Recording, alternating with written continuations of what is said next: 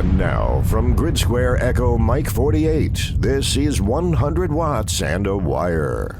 Oh, Lord. Amateur radio amplified on 100 watts and a wire. It's Christian. My call sign is Kilo Zero, Sierra Tango Hotel. Whether you're an experienced ham or just getting started, this podcast was created to mentor, entertain, and provide a community for radio enthusiasts around the world. You're listening to episode number 393, the 160-meter band, and buying your first radio. Those are a few of the topics, or just two of the topics that we'll get a hold of. You can tune in to the live recording every Sunday at 6 o'clock Central Time and subscribe wherever you get podcasts. And if you have a question and you're with us tonight, you can drop it and put a Q in front of it, and we'll put it in our queue. See what I did there, Steve? Now, I gotta say that I was sitting there talking to my wife about the rock and roll. It always happens, and I'm mixing myself a drink, and I'm like, yeah, Billy Corgan, Smashing Pumpkins, yeah, And next thing you know, I'm too deep in Jim Beam, and he's got me by the Gordos, and I'm like, damn, I gotta get in there and talk to the fellas, don't I? Yep, you better go now. Yep. So there you go. Steve, W7UDI, is here, and Scotty, KC3BXN. And we are gathered tonight in what they would call the Ham Radio Fellowship. We try to get together every Sunday night, record a new episode of the podcast, and hang out with our friends, get a good positive start to our work week. Steve, what the hell's going on with you, my friend? Oh, just another busy weekend. Woke up yesterday without a 160 antenna. Ended the day with a 160 antenna. So, yeah, it was kind of an interesting day yesterday. We were following along on the Discord channel or the Discord server, and I was kind of dipping in and out. I had some things I was doing and working, going back and forth, and 160's our thing. And I was like, is this mofo trying to build a dam and hang this antenna? Because, I could understand if you were really doing that, and next thing you know, photographs were coming out on Discord about you building this antenna. I'm like, he's really doing it. And then I was like, is he trying to hang this? Because the messages were coming kind of in waves. So I didn't know his intent, but maybe we'll get to that here in a few minutes. Scotty, what's going on with you over there on the East Coast? We've got a three-way going, so to speak. Let me just get it out first. Come on, let me qualify my comments before you dip on me.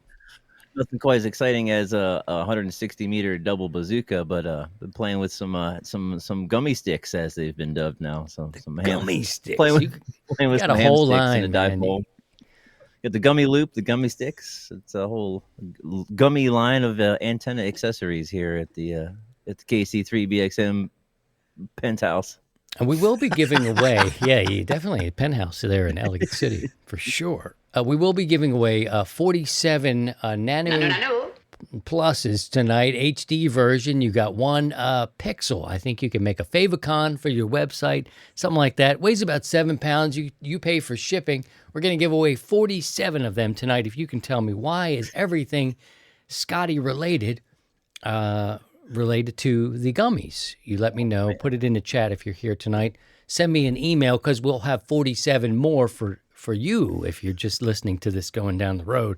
You won't be late. Scotty and I need to unload these things fast. Tax season is here, and we got to get these off our plate.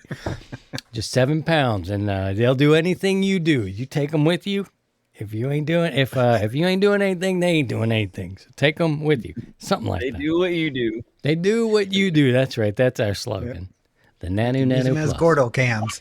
Gordo cams. Take a picture of your nut. You need one of those real small ones. Put it up as a favor. Yeah, you take the pictures of the Gordos, and then you post it on the JimmyHiHi.com website. JimmyHiHi.com, a proud sponsor of 100 Watts and a Wire. We'll talk about that talcum powder later in the show. Yes, just to qualify, the Nano Plus can only take a photo of half of one of your nuts. They can't do both. We're working on that, but I don't know. A lot of people want to take pictures, and I need to stop. I need to stop drinking is what I need to do. Scotty, go! And if you're looking at Scotty, he's in the chair. He's not ready to even go. But anyway, our sponsors are diverse, and I'm happy to have them all here. Tonight, we're talking about 160 a little bit, the band, some of its characteristics. You know, my favorite contest, and I'm not even a contester, Steve, is the 160 single side band. And you know what antenna I have up there is a W7 UDI 160 double Bazuzu that he had up on his tower. Play with it. Sent it down to his master beta, if you will, here in Missouri. And I put that thing up there, and it was my front line. And I'm excited to tell you what I've done. But first, I'm curious to find out what you were up to, because yesterday there was, like Steve's in the cold. I don't know. I can't remember what temperature you put, but it was like in the teens. And it was like, it was a little nipply, yeah. A little nipply it was cold. out there. Yeah.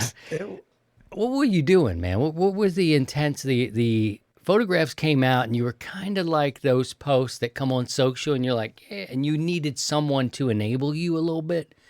So you were kind of like, I'm kind of fixing to do a little bit of a 160 build. I don't know if I'm going to do it. And everybody's like, go, go, go, go. And you're like, it's cold as hell, by the way. Yeah, it's the shop is cold, it's butt cold, and outside's even worse. But the only good thing, there was no snow on the ground, so that kind of helped out. But with the 160 meter contest going on, it was like, you know what, it'd be kind of nice to have an antenna for Saturday night and see what happens. So I go, I'll just slap up a quick dipole, and I just made the comment in the Discord room, and well, here comes the enablers, and no, you got to do a double bazooka. And it's like, okay, and I did it. Pulled out got the torpedo heater going and fired off in the shop. So got it up to about 50 degrees, and it was pretty comfortable, and went off into the build, and it was a rat's nest. I just kind of I measured out 171 feet of RG58 coax. I didn't want to use 8X because I wanted to kind of keep the weight down on this one, and just measured out the lengths and closed up the shop and heated it back up and started to build it. I kind of had it as a rat's nest, and I paid the price later outside by untangling everything. And then once I got that all done, then it was like I had to deal with the ropes on the tower, and so they were kind of a cluster. So it was pretty much an all-day project, and kind of got it up and shot for 1900 kilohertz for my, that was my design frequency. And I came in at about 1920, 1925, somewhere around there at the first whack. I just kind of, went out, measured it out, and okay, this is what we'll do. Boom, boom, do it up. And it was close enough, and I said, F it, we're going to leave it alone. But at first, I thought I screwed the pooch. But and how long is each leg of 106? Where's Ben? I took my analyzer and I disconnected the coax, and I go, okay, I'm just gonna sweep it, and I was like, you dummy. Once I realized I'm getting this infinite VSWR, and I'm like, what the F? I was like, no, I was sweeping my antenna switch. What I was sweeping, I was like, damn it. Oh, yes, we do it all the time. And it's not the first time I've done that. So and you're not the only one. Cables are so much easier to grab than the jumpers going into the shack. And then once I realized I ended up coming up with where it was, and I just said, screw it, left it alone. And last year when I built this same antenna, I was dealing with just some horrendous man-made noise. And so I just kind of wrote it off, and I brought the antenna down, and I go, well, Christian can use this. So I boxed it up and shipped it to him, and lo and behold. So this year I go, I'll just build another one. And the noise is much better. I'm only dealing with an S5 to S7 noise floor, so a little more reasonable than what it was last year. Last year was the weirdest noise I've ever seen, and it was kind of in multiple groups. So that's why I thought it was man-made, because there was maybe like 10 kilohertz here and there that was no noise, but looking on the pan adapter, it was ugly. So what it inspired was an you interesting to build. what inspired you to get rolling on it? Because I mean, it wasn't exactly the most ideal situation. We all know that antennas do perform better when you put them up in the cold, and then your body is freezing, and you're right on the verge of death. But what was your inspiration for it? Were you just trying to get into the contest? What were you trying to do?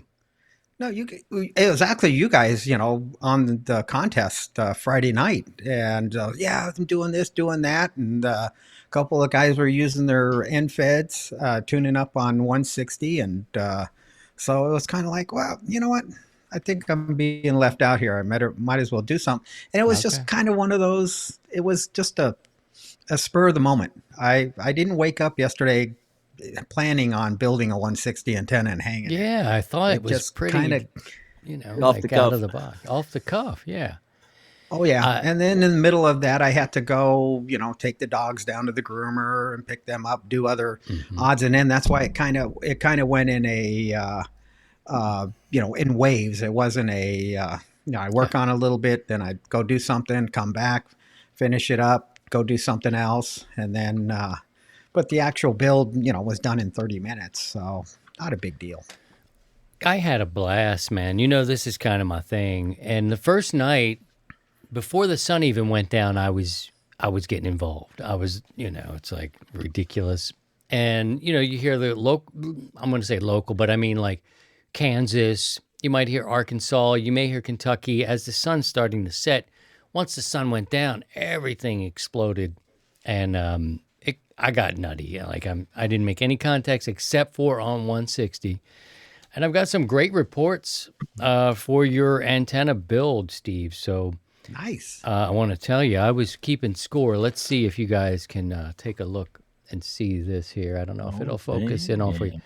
There But you this go. is what I did. Wow, This look is at that. mostly one night here, and it is what I'm showing to our listeners is 31 total states and one province in Ontario or in Toronto or Canada. Jesus, I'll get it right. Jim Beam's got a way of like, no, say this. No.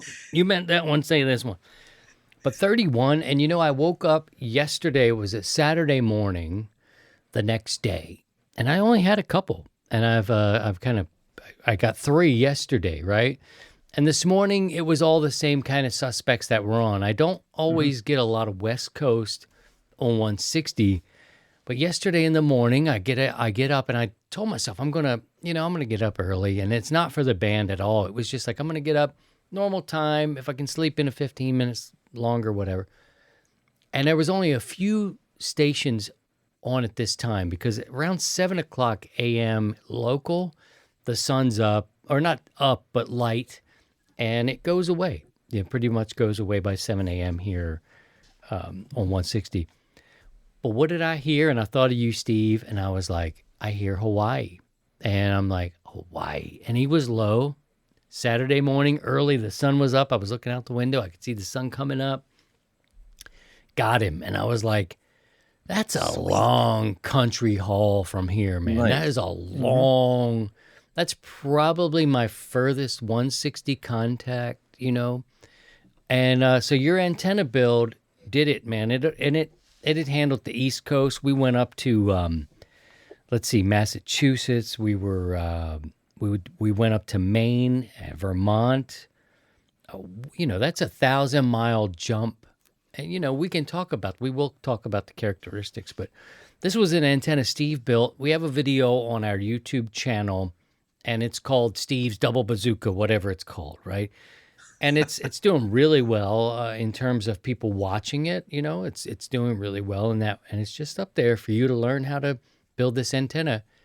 Well, he made my 160 antenna, and I put it up as soon as the box came. I was out there like running like, oh, got to go back and get some stuff. But New Hampshire, Rhode Island, and then Hawaii, which is completely the opposite direction and even further as the sun's coming up. So this is how I use 160, friends. It is not to worry about a score. I only, you may have noticed I did hold up the sheet, but I'll work a state, and the guys may know this, certainly Steve knows this, but I'll work, if I've got Illinois, I won't work with Illinois again. I'll just get out of the way. I'll go to the next state and see what we can do. 31 states, pretty much in like an evening's work.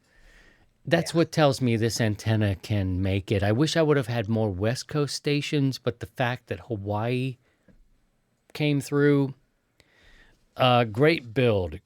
I imagine that your antenna is going to perform just beautifully for you, Steve. What you think about all that? Yeah, it's the same build, the exact same way, just like on the video. Utilize the same principles and the exact same build, just a little bit different in the cable itself and length of it. It's 160 antenna, full size dipole it's a big antenna. It's a lot. It takes up a lot of real estate, and how long are is each leg? How much coax on each side of the center section for 160? It was 171 feet of coax end to end. Wow. And then another 35 feet of wire from the end of the coax when you transition out to the where the insulators are. And I measured that out to 45 feet, and then I just I go, okay, it calls for 35, so I'll fold back 10 feet of it, and it landed right on the numbers for the most part. And then I got on last night, and there was only 3 stations that I heard working in the contest, and all 3 were here in the state of Washington. So I missed out. Saturday night was not as active like Friday night would have been. So I missed out. I should have built it a week earlier, and I could have played on Friday night, but that's okay. I'm not too worried about it. It was a fun build, but I did get to play with Scotty's and being the tester or the receiving end on his gummy sticks. So we'll talk about that. It all sounds really dirty. You're right on this one. I actually think we're going to need to bring Steve in, because that all sounded terrible. He was on the end of Scotty's gummy stick. We'll talk about this more with Steve, but it's going to have to be, we're going to have to really work on this one. Right, but cheese and rice. Riding the Scotty stick, the gummy sticks. Good grief. You're right on that one, Sherry. I'm going to actually go with you on that. If we can levy any sort of fine or whatever, I'm going to be in favor of that. I want to say hello to Don. He said it's his first time here. His 100 watts in a wire made 46 contacts in the 160 contest. Nice. He said he heard many more stations, but they couldn't hear his call. He's Whiskey Juliet 3 United, and welcome to the crew. Make sure you say hello to everybody. I see Uncle Paul's around. Don is here. These are net control operators and moderators just say hello. Just say hello to the guys, and they'll be happy to meet you and talk to you. Steve, let's talk about some of the characteristics of the Gentleman's Band, which is, I don't know where it technically came from. I imagine that it came out of the fact that maybe you needed a little more space to hang an antenna like this. I don't know. The guys aren't any nicer than anywhere else. But I do notice that... It used to be. It used to be. It was... Ascots. The guys there were, they were with their cognac and drinking with their pinky up. And, frankly, I'll throw it back to you, chap. Pass the Grey Poupon. Poupon, yes, the Poupon crowd. But no, it was typically a place to where guys that were tired of 80 meters and the antics that went on with 80 and 75 meters. They moved down to 160, and most of it was people that had a lot of real estate or invested into an antenna, and they would just have just their normal rag chews. But like everything else, it's kind of society has changed over the years, and 160 is no longer the Gentleman's Band like it used to be. So, but that's okay. They couldn't keep the dipshits out. Some people have like space, and they're dippity doos, and they're out there, and they're I hear them in the morning. One thing I do like about 160, I do love the challenge of this antenna because it is so long. You need to take special considerations with hanging it. It's not something you just throw up there and be like, I'm good. Like maybe a 15-meter antenna. It's just like This one's kind of, you got to do some calculation. You may need to do some landscaping work. You may have things come down. And over the years, I've really been hampered by things landing on it, snapping it. I've had a couple ballons explode through storms, and you name it, it's a challenge. So I thought maybe the gentleman's band of this came from, like, maybe you need some space. Doesn't mean I'm any better of a person because I've got the land. But one thing I like about it, Steve, is it's a nighttime band. It comes alive. Once the sun comes down, you can kind of feel the earth turn and hear it. And there's more space on this band, meaning it's not as crowded. It's not as crowded. So I would love 100 watts in a wire. People, I know it's challenging. Verticals may be a good option for some people, but 160 is one of these bands where there's some real estate there. If we were Frontier people, we could gather around and say, all right, the 100 watts in wire community, we're going to figure out a way to put a stake down in 160 because there's space there. You don't have to, where are we going to go? I don't know, man. It's really tough. Like 0.5, I don't know. It's kind of, it's wide open. The nice thing about it, it's, the whole band is available to the general class. So it's not like you as a general, you only get a little snippet of a band. With 160. You have the whole band. And so you just kind of pick the real estate. The only issue is you kind of pick where you want to be in the band, because no one antenna covers the whole band.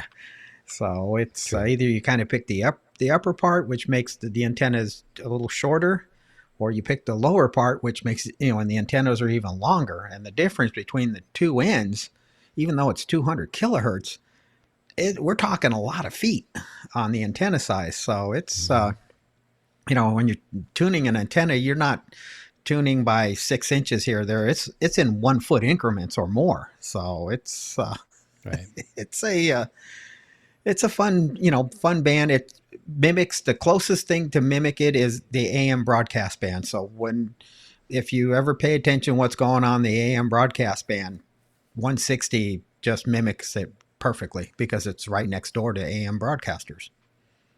All right on. We're going to be talking about buying your first radios, things to expect, considerations, budget, all that stuff coming up in just a little bit. And we can take your questions. If you have a question, put a Q in front of it. 160 is a great band. I enjoy it. I keep it up all year round if I can. Hey, this week in radio history, February 24th, 1910, yours truly and the crew here, we were around, little guys eating peas. We ate a lot of peas in our house. In a series of experiments and transmissions, Lee DeForest operates and broadcasts opera singer Mariette Mazarine singing excerpts from Bizet's Carmen and Strauss's Electra from a transmitter in his lab. We remember that broadcast. Remember, we had what they called the weenies. This was back when I ate meat. How are you that one too, Sherry? Sorry, that just didn't come out right. I intended it to be something different, but Jim Beam is tough. February 26, 1934, President F.D. Roosevelt. This is Steve's first election.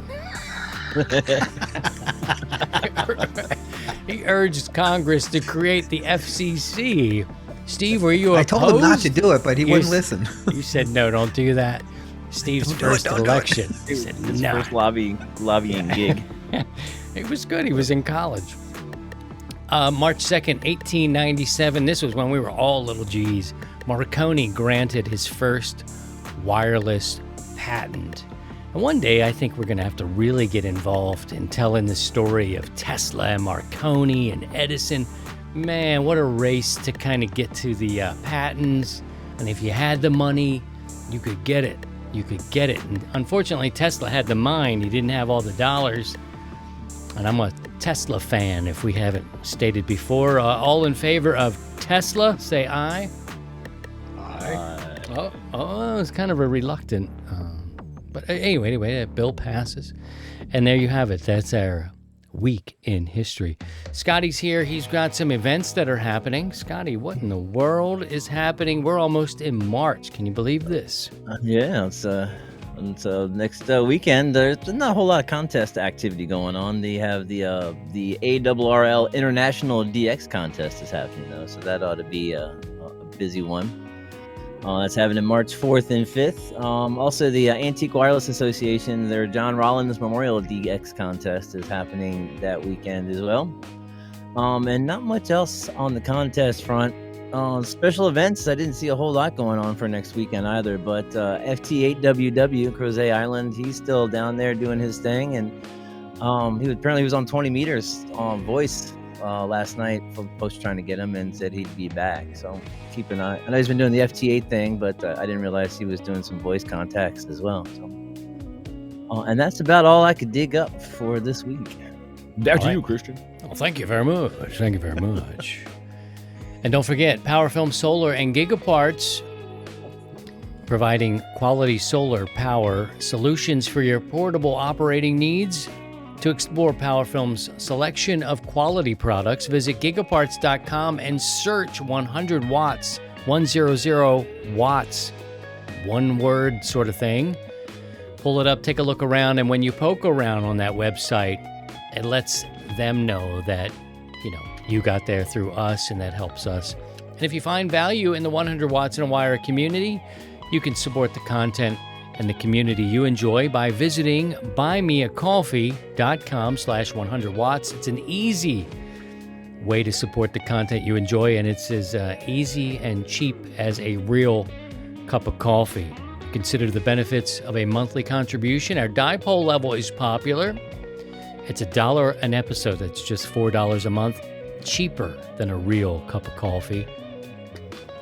Visit buymeacoffee.com/100watts today, and thank you. Our new supporters, Dennis, KD9ACM, Kilo Delta Zero Delta Charlie Zulu, Chad, Victor Echo 3, November Golf November, and November 4 Echo Juliet Mike. We salute you, and we thank you for your support of 100 Watts.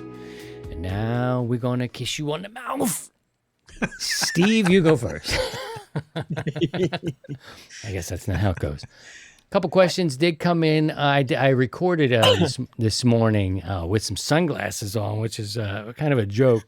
They were laying around here, and I made a TikTok video and went on to YouTube as well. Thank you, Ben. Yes, I have recovered. I had a couple of the Jim Beams, and yeah, he does a good job. That's all I'm going to say about that. Let's see, 1930s rapper. He says, hello, it's his cousin's birthday, loves our streams. Could we give him a birthday shout out? His name is Boliz.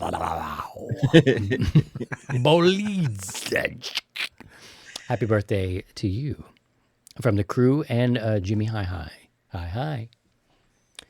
One more question. How's the Quest going for using AM? I posted a video some time ago talking about my a bit of an infatuation with AM. And so I know how to make my radio, the 7610, work on AM, and I do more listening. I have to say I have not keyed up and checked in. It usually will work for me when I'm off, like one of those Monday holidays when we get off or something like that. But it's on my list, but I have not really explored it as much. But thank you for remembering that, Jeff. Appreciate you. Steve, we wanted to talk a little bit. Of course, we got 160. If anybody has any comments about that or questions about 160, the contest. But we had a request to talk about buying new radios. This is the fun one, and it reminds us who people have been in the game for a little bit to think about when we were at that point in our life when we were buying our first radios. And the time has changed even in the last decade from when I got into the game. I know it's changed for Steve. He's 40 years deep in this. So buying radios today could be even more interesting. So let's talk about some of the things that you need to think about. And I'm going to kick it off first, and I'm going to throw it to Steve. And Scotty's got a brother who's just gotten licensed, so he may be able to chime in here. I'm going to start, first of all, with what I remember the most. And it was the budget. I know I had to put certain amount. I was doing research. I was reading articles, QST and others.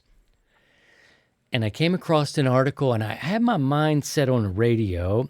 Steve will back me up on this. I had a 7200 in mind. It looked military. It had these rails on the side. I was like, boing, I need that. I'm going there. And so I was looking around and I thought, Collins. There was a guy up the road, had a Collins thing, just like Steve. If you're here tonight, see that rig behind Steve. The full rig, and it was like $1,100 or $1,200 for everything. And I'm talking like, boy. And the guy who talked me out of that was Dr. Bob Heil, K9EID. He didn't really talk me out of it, but he gave me a little insight. Was like, those are great radios, but if you're not really handy, code for like, if you don't know what you're doing and you don't know how to work on these things, maybe don't do that for your first radio. Great piece of advice. And I thank him for that. But I was looking. They were military. They were like, oh, so sexy. They're beautiful, beautiful rigs. Look at our live stream anytime and look behind Steve and you'll see what I'm talking about. He's a real Collins man. Oh. And then I looked around and an article came up. I still have the clipping somewhere in my file here of the Drake TR7.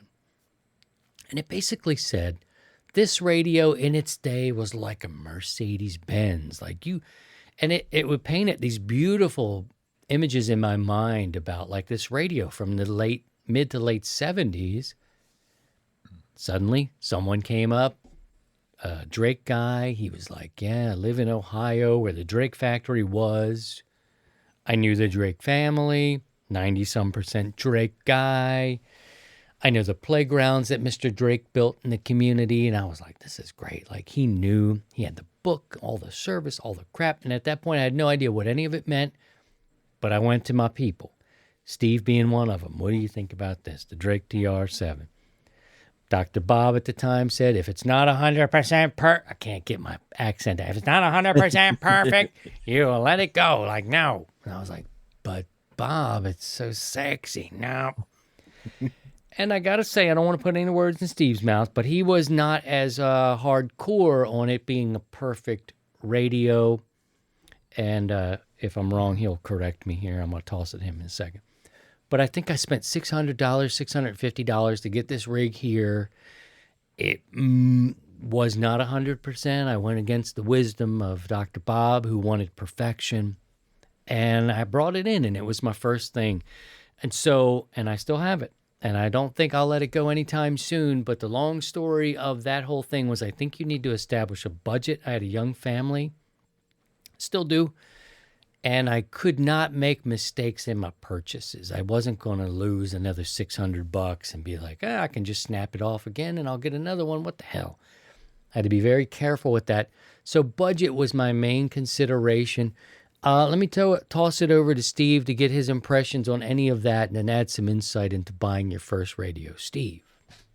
Yeah, so you hit it on the head, with the budget. That's all everybody's number one goal is our budget, or we have. I mean, there might be the outliers that it's like, budget's not an issue. It's like, I want and I'm going to get. And but for the most part, when you're getting into the hobby here, it's budget. Yeah. And so then you kind of go into this new or used, and that was what Christian was in. And, Bob was saying 100%, because as you're new into the hobby, you don't want to be discouraged by having you spend $600 on a radio and it doesn't meet your expectations, and then you don't have the skill set to make any repairs or make any changes. So when I got started, a lot of used radios were available.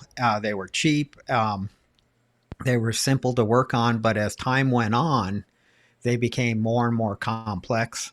And then the other problem now that we're running into is parts are not obtainable anymore. It's just, you can't get replacement parts. So you either have to, tear apart older, other radios to make it work. It's just, but when you're brand new into the hobby and you don't, and you're not in the business or electronics professional, it's a little tough. So I've always kind of steered towards get something new because it's brand new. You're the first owner.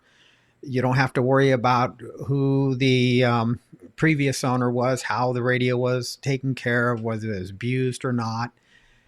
And then you have a warranty that goes along with it. And if it arrives, DOA, you just send it back and get another one. So, but if you do, buy something used, hopefully you have someone in your camp that can help you, or the person that is selling it to you, personally or trust that say, yeah, this is working. There are guys that will make videos and say, hey, here's my radio. They'll show, oh, this is the power out, this is what it's doing, and run through it and give you those videos to kind of help you make that decision and feel confident in buying the product. But I always kind of lean towards the newer equipment because now you're getting newer technologies. Buying used is great if you want to work on it and restore something, but I kind of lean towards the newer radios, and for the most part, they're relatively cheap if you look at the big scheme of things. I mean, these Collins, they were super expensive back in the day, and they're kind of expensive today, but they need a lot of work. You gotta learn how to fix it and work on tube equipment and high voltage, and it's it takes a little bit.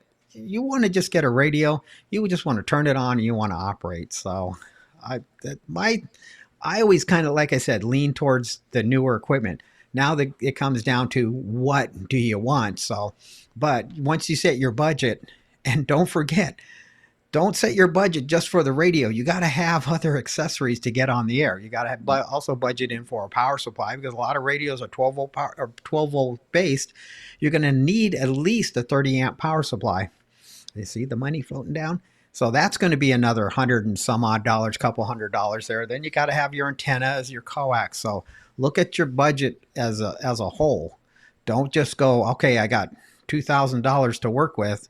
Don't go buy yourself a $2,000 radio, because you're just going to have a $2,000 paperweight sitting there because you don't have a power supply, antennas, and coax. And so look at it from the big picture, not just one small picture. Scotty, what do you think? You've got a brother who just was licensed. He's in this very boat. What's going on with him? Yeah, he's looking at getting a radio. I would, from my own experience, as far as buying a used radio versus new or an old boat anchor, one of the things, and we've talked about this before, is the lack of Elmering. So if you're new to working HF and HF rig, and you haven't been exposed to someone setting a radio up, getting things tuned, and kind of showing what it is that you need to keep an eye on while you're trying to get on the air, then it's very easy, as I learned, because I didn't have that guidance, to blow up whatever it is that you plug in. I can't imagine. So the first radio I got was HF rig, was an FT 450D. Pretty simple radio by modern radio standards, but I eventually picked up my boat anchor, which is a Yaesu FT101E. This is this little baby sitting right there. If that had been my first rig, not having had anybody to kind of help guide me, I would have burned this thing up and melted the tubes stuff. So definitely, I think for a brand new hand, especially if they don't have someone that can help coach them along and give them some guidance, a newer radio would be the way to go. There is a warranty.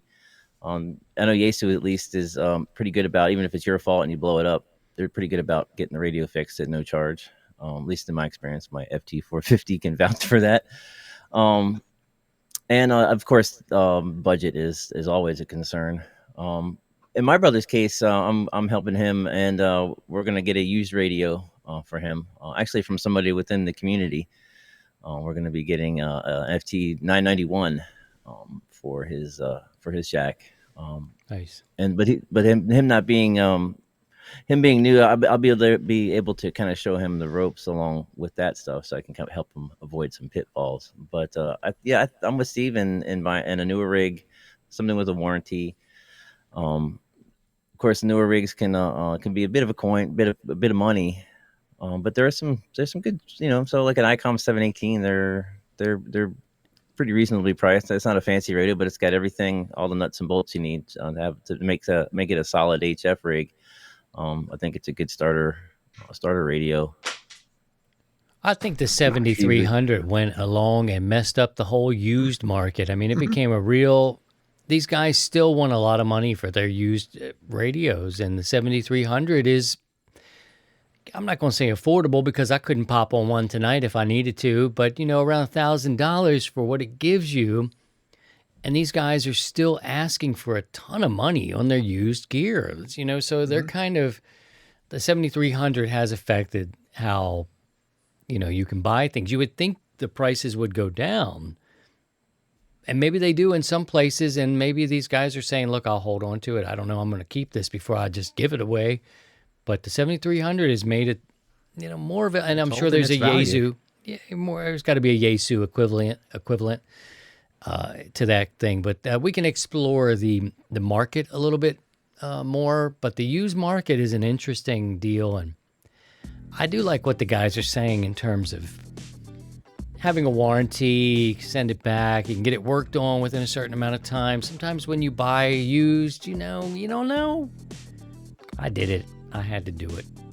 I did it. Yeah, I think the used radio, once you get a little experience under your belt, then you can kind of dig into like one of the classic used radios, or even even just a solid rig from the 80s or 90s. That way you have an idea of what to look for, what's not working and what should be working, than you would if you were brand new, jumping right into the scene. Speaking of the scene and Hamfest and used gear and Gordo's under the table, this is our favorite part. Brought to you by Jimmy High Highs. JimmyHighHigh.com. Talcum powder. Don't trust your balls and salty nuts to any old powder. Get the Jimmy High High. JimmyHighHigh.com. So what's going on in terms of Hamfest up in here? Hamfest. Let's see what we got going on here. A couple I pulled out for the show. Let me slide my document over so I'm looking at the camera. Pulled out, slide over my document. March 3rd and 4th, the Greater Houston Hamfest. It's an ARRL state convention for Texas in Rosenberg, Texas. Actually, Kelly's out in Texas right now. March also the 3rd and 4th. She can look under the tables for the Gordos and get you some coax. Yeah, well, she said my birthday is coming up next week, so she said she's sending me something. She was asking a friend about what she could never remember my call sign, so I think she found something out there and is sending it as a birthday gift because she'll still be out there when my birthday rolls around. So we'll see what that could be. It's exciting. March 3rd and 4th, the Birmingham Fest, ARRL section convention in Trussville, Alabama. Also March 4th, Elk City Hamfest, Elk City, Oklahoma. And there's some more Hamfests happening. You can check it out on the events channel on our Discord server for some more info. Let us know if you have anything you want us to mention on the show, whether it's a gathering or a radio club event. We'll do that for you. And if you're looking for a power solution, check out Bioenno Power, offering the best lithium phosphate batteries for your ham radios. Visit bioennopower.com. That's BIOENNO power.com. And we use them because we use them. That's the reason they're a sponsor. And to learn more about 100 Watts in a Wire in our community, visit 100wattsinawire.com. You can check out the podcast archive, register for a 100 Watt ID, and pick up your 100 Watts in a Wire sweatshirt, sticker, mugs, whatever else you want to rock. That's 100wattsinawire.com. Time for questions. Now, if you have a question and you're here with us during the live recording, we do this Sunday at 6 o'clock Central Time every week, live on YouTube. You have a question about anything life, ham radio related, we can help you out. Put a Q in front of it so Scotty can pull it and we can talk about it. And we will hook you up as fast as we can. He will not be pulling it. by the way. That's out of the pay range. It was a line item in the contract. Like, will you like pull it for the people? No. So we had to cut that. But you know what I mean? He's going to take your question and put it over there. That was the hang up in the contract negotiations. That was a week missed of screen time from old Scotty. There you go. Not pulling anything except maybe coax. All right, so let's get to some questions while we're here. We've got some in the queue that have come. If you want to ask us a question, please do that. If you're struggling with anything, let us know what it is, and we will try to help you. Are you ready, Steve? Steve does not want to know any of the questions beforehand. So Total surprise. So here we go. First question. Are there drawbacks to using audio filters? No, there is no drawbacks. Not that I found. It's I utilize them when I can. Try to tailor it. I like to boost around 2200 hertz, a little over 2K, and on the receive side. So it's easier to hear someone because the articulation starts to pop at around 2K. So it's amazing what you can do on the receive side and pulling signals out of the noise just by boosting that one little narrow band of frequency in the audio bandpass, and you can pull people out. It's pretty amazing. So Scotty, yes. what do you think? Oh yeah, I mean, there's certainly no downside to filters at all, especially on the receive side of things. You get high and low pass filters to filter out some of that rumble and the hash that's on the outer edges of the pass band. As Steve was saying, pull up 2-3K, can pull out some articulation out of the voice and really kind of pull them up out of the noise. I'm a big advocate of processing the hell out of your RX audio if need be to get the contact. Yeah, receiving, I had to use it. I don't know where we were. I think we were on the air one night, or it was recently. Some people moved in close, and the filters are great. It does affect the quality of the audio, though, and sometimes I forget to go back to the original. I call it back to zero. Many audio people will tell you, do whatever you want to do on your board when you're doing what you need to do, but try to get us back to zero so the next guy has something to work with. And sometimes I'll forget, and it kind of makes for a muddy sound. It'll help you hear better, but it does affect your clarity. But I won't say that's a negative, unless you would stay there forever by accident. So yeah, I'm with the fellows on this one. With anything more on that, Steve? No, that's pretty much it. I mean, you could, adjust on the transmit side, but I found that once I set my audio on the transmit, I don't touch it. I'll just change microphones to change the response of the transmit audio. But I'm constantly playing with the on the receive side, just because if you can't hear them, you can't work them. So that's where the key is. Got a question from Mailman NB. What's best, your radio in your house or in a separate building or shack? P.S. I live in Canada, cold Canada, where your antenna can get frostbite. From Mailman. They both have their advantages. This is my remote shack from the house. I've operated in the house and out, out here, and it's the shack for me being out here in my shop, which is about 100 yards from the house. I'm not disturbing the family as far as enjoying my hobby. On the other hand, it's 100 yards that I gotta walk back to the house. So in the middle of winter, it can get a little rough, but so it just comes down to preference and what works for you. Steve leaves the house with very tight pants on, walks back, Gordo shrink up, pants start getting loose. Loosening up. It's just cold where he is. That's just a real thing. WA2JOE Pastor Joe says, can you explain the importance of accurate clock in FT8? I understand Bouvet had an issue with this. Mm-hmm. Who wants to go? Which one of you guys? I'll defer to Scotty. Oh yeah, it's the importance of the clock. It's the whole mode is dependent upon odd and even transmission times, and there's someone's going to transmit on even, and someone's going to transmit back on odd. And if your clock is off by more than just a couple seconds, then you run into problems where it won't decode. You won't be able to decode somebody that's sending with the time off, or the people that won't be able to decode your contact if your time is off. And so basically you're just kind of swinging back and forth, just totally missing each other. And so yeah, until the clocks sync up, and then it can work the way it's supposed to. Very important. And I can attest to that. So after the Bouvet operation concluded, I got to jump into the FT8 mode. Now I did set up a 450, an FT 450 portable with a laptop. Scotty helped me get it all going. And it worked fine. I put NetSync on my laptop, and it was like, okay, we're good.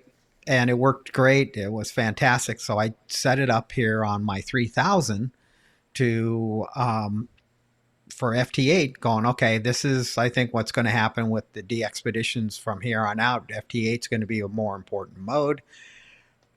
So I'm going through everything that I remember when setting it up. I got the software going, got the interface going, whole 9 yards, but I'm not decoding anything. And my station computer, it's like, well, I just sync to, Windows Internet time or whatever. It was off. So once I loaded Nets, then all of a sudden I started decoding everything. So yeah, the timing is very, very critical in the FT8 mode, just by the nature of how the mode is. Yeah, it's all sequence. There's a sequence of events that happens, and everything has to happen in that sequence, or it doesn't work. And Mike, Steve, I think your microphone changed. Yeah, something happened in the middle of that one. You turned into R2D2, and then you were like, blah, blah, blah, blah, blah, and then you were like down the hallway. Then you were you're in the bat room. It just went to the camera microphone. So that's okay. You're back. Yeah. You're back. It's all right. It's live, baby. Live. Software. You gotta love software. Damn software. Now he's out it of must be because your clock's off. Your clock's off, Steve. My clock is definitely off.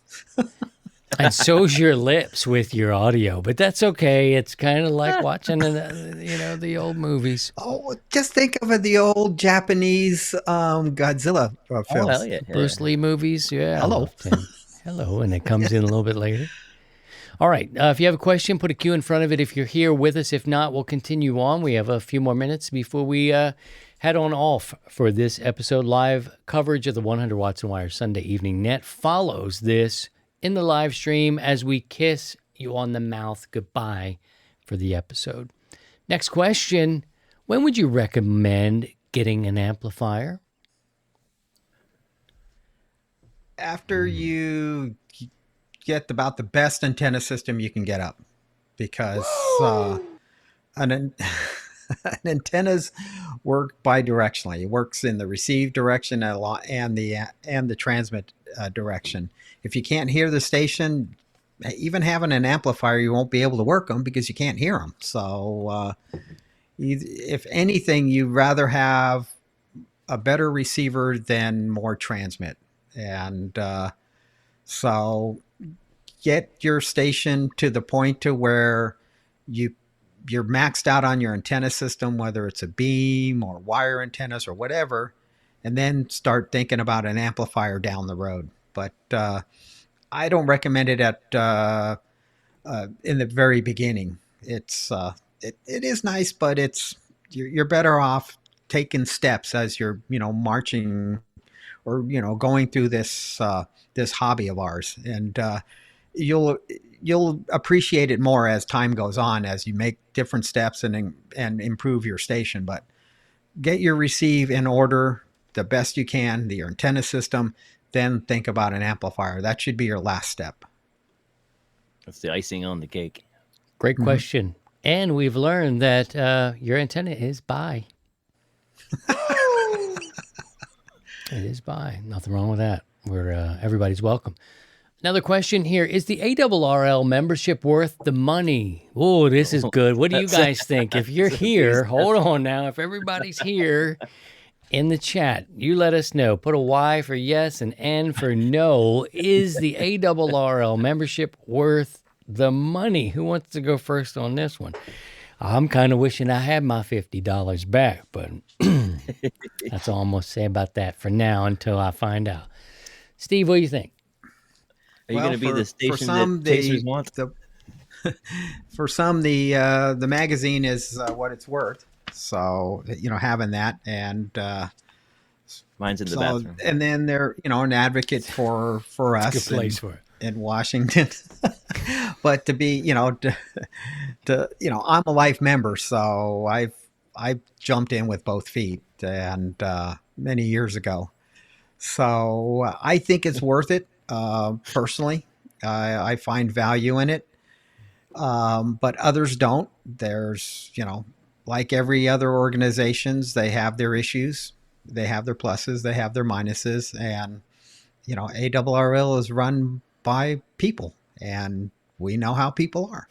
So, and that becomes a personal choice, whether you agree with the league or support the league or not. It's either way. I personally, I'm not going to look at you any different that you don't support the league or you support the league. It's up to you. Pastor Joe keeps his in the bathroom right next to like where Scotty does his. Is it good for those times? Well, when all else fails, there's always a copy of QST to get me out the door. And I'm not if mad you at run out him. of toilet paper, you got backup. You got it. You just make it a little ink on you. Be careful. There's an MFJ ad on any page you just open to, and you just rip and go. There you go. It's 50 ducats, man, $50. So you got to think. I took a chance. I've been a member for 10 years. They sent me a certificate. I do it every year. It comes around. This is when I hear from the league. It's like, here's an envelope comes or some emails or like, hey, next month, and, going to need that money and all this. And, I'm like, October comes around and boom, $50. And I'm like, and I end up doing it. This magazine, to me, a lot of it's over my head. I'm going to be frank with y'all. A lot of this stuff is over my head. I like some of the articles. I love stories and storytelling. Diagrams are for another man, and I totally get it. So it's not just a magazine. There's more that, I think Steve said it. There are people that work there, and there's humans that work there, and if they rely on our money, it's the only voice we have to defend the spectrum. I'm always like, that's what I come back to. Like, damn it. There's people that rely on that dough, for one, and who's going to fight for us, number two. Do I feel I get enough out of the $50? Probably not. But I guess knowing that it helps people, I don't know. I should probably shut up, huh? We're getting up close to, it's kind of like, what's your budget, right? You know what I mean? Like if this magazine to you or others, and when I mentioned taking a chance, I went a different way. Like I took the beginner one. They had a beginner magazine or something, and they still do. And I was like, I'll try that one. Let me try that one. And, it was written more for newer hams. And it's okay. It's okay. They're doing the best I think they can with what they have. And publishing, being in the publishing paper magazine business, man, that is like, whew, It's tough. that's tough. So anyway, I don't know if that helps you guys, but whatever. I hope it does. Brad I says am a member magazines too, make you for look what it's smart. worth.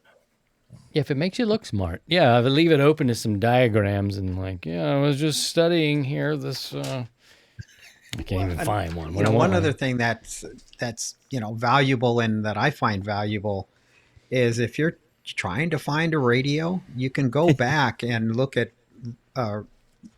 past issues and find the radio reviews.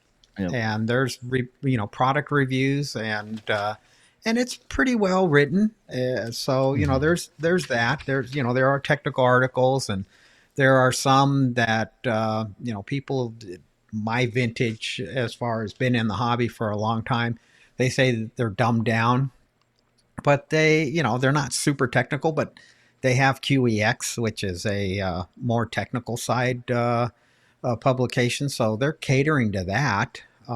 So, I mean, it's a pretty good all around, magazine with some technical information and stories, but the product review is there, and so there are some benefits with the league membership, and like Christian said, they are our representatives that support us and try to represent all the amateurs. That granted, they only